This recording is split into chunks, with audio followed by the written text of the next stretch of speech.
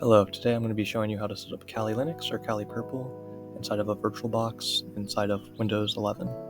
So let's get started. So the first thing we're going to do is open up a browser.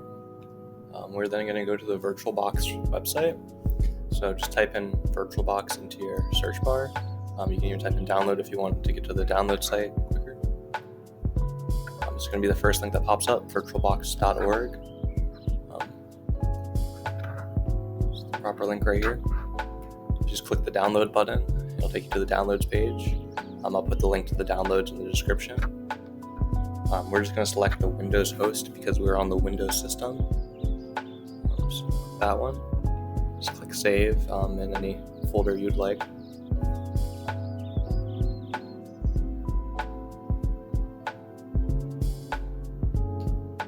Once that finishes downloading, we can just launch it.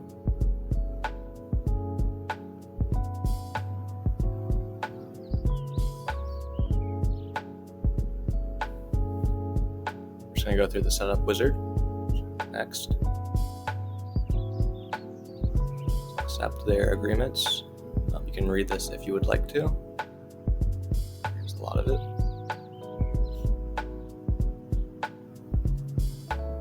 We're just going to install it in the default location, but you can change this if you would like to.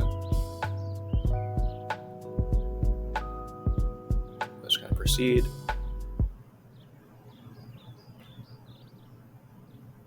We're going to continue.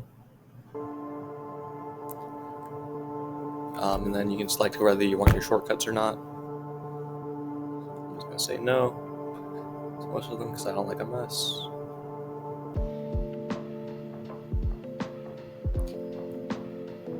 I'll go ahead and install VirtualBox.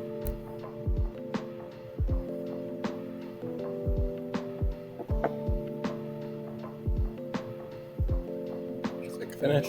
It's done. And now VirtualBox will open. This is where we'll run all our VMs from. Alright, so now we're going to download Kali. Go to Kali downloads. So it's on kali.org. So this is the link to the Kali website. I'll put it in the description. Make sure it's in dark mode. Light mode will hurt your eyes. We're going to do to installer images, but you can also do it through a virtual machine. But these are pre-built ones that you can just have the image already made for you. But we're going to do an installer because that will show us how to do it with other VMs and actually walk us through the process. But again, the pre-built VMs are here, and you would just do VirtualBox if you wanted a pre-built VM for VirtualBox. You can also grab one for VMware if you wanted to do it in a different VM player. But yeah, we're going to do the installer. So here are the normal installers for Kali if you wanted a smaller one. But we're going to grab the purple image. The purple image comes with a whole bunch of defensive tools, and then we're going to use Kali tweaks after to put everything on it. But if you just want normal Kali, download normal Kali. So creating a VM in VirtualBox is very easy. We're just going to click the new button. We can give it any name we like in the name field. I'm just going to call mine Kali Lab. So that's what we're making. You can change the folder if you want it to store in a different location. And then here, make sure this is where you select the ISO image. So just select the ISO image that we downloaded earlier. So for me, it's Kali Purple. So I put it in my downloads folder. So I'm just going to select that there. And then everything else should autofill for you. But if it doesn't, you should be on Linux, Ubuntu, and Ubuntu 64 for the version. Yeah, sometimes you have to do that manually. PU up. So if you're just doing a normal Kali installer, this is fine, but I'm doing purple with everything, so I'm going to give myself probably 90 gigabytes because I think that everything meta package is 50 gigabytes. Yeah. So once that's done, just click start. You'll see here I get this error. If you get this error, you'll just need to restart your system, but if not, you just continue. So we're just going to start our systems. Once our Kali system starts up, we're just going to select English. And we're also going to make it full screen. I'm going to select United States because that's where I live. And then I'll select American English, my layout.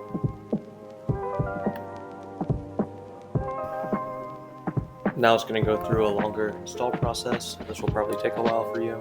Click ahead in the video. Now we're going to give our Kali a host name. I'm just going to leave the domain name empty, as I'm not going to be joining the system to a domain. Then after that, we'll put in our username.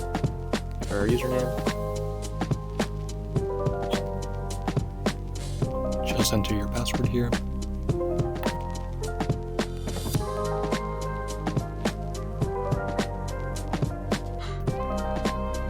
I'm just going to do Eastern time zone per clock and click continue. And then we just have a lot more loading.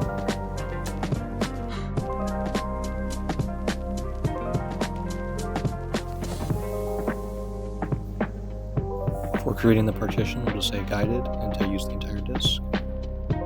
Then we'll select our virtual disk to partition. Here I'm going to put all my files in one partition. If you want, you can make a separate partition for your home directory. But I would just recommend putting them all on partition.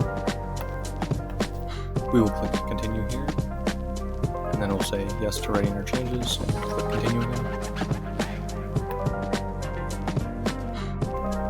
And then we just have a lot more loading.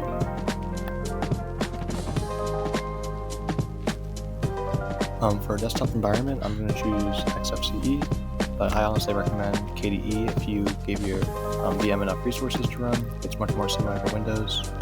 I personally don't like GNOME, but if you're familiar with a Mac environment, GNOME might be best for you. XFCE is extremely lightweight. It's also easy to use, so I'm going to use it in the VM environment. This is just how your desktop will look, though, and the window managers will behave.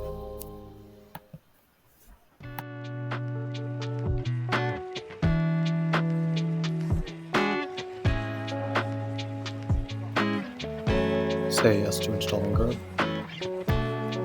Select the virtual hard disk. And then we just have a lot more loading. Okay, so we have finished the installation process. And we can just click continue, the system will reboot, and we will be able to log in now.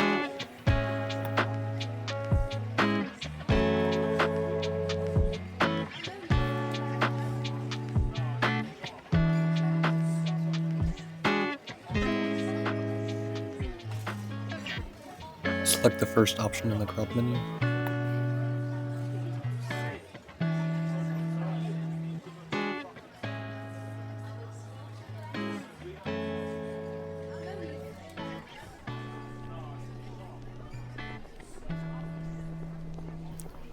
Log in using the username and password you created earlier.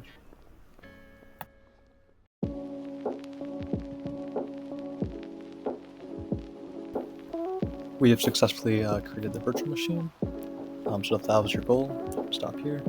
But if you're using Kali Purple, you'll only have the defensive tools right now, so I'm going to show you how to get the meta packages, and if you have another version of Kali, still get the meta packages, and we're just going to be running through updates and upgrades through the rest of the video. First, let's update our system by typing sudo apt update. You'll have to enter your sudo password and say yes to the options. You can also put tac y at the end to automatically say yes.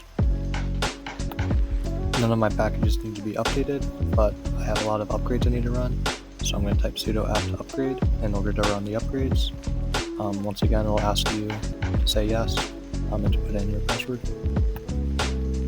Those will probably take a long time to run, but once it's finished, we can install Kali tweaks to get our meta packages. Just type sudo apt install Kali tweaks, just like I put in. It was already on my system, so I can run it by just typing Kali tweaks. If you have to install it, just wait for it to install, and then run Kali tweaks. So now we can go into the meta packages, and then when you're in the meta packages, you can select what meta packages you want. I'm going to do everything because I want everything, but if you just want the basic tools, I would recommend doing default or large maybe. But default will carry you a long way, and you can always install the tools as you need them. But I want everything, so I'm just going to do everything. This is like about 50 gigabytes, so it's going to take a long time.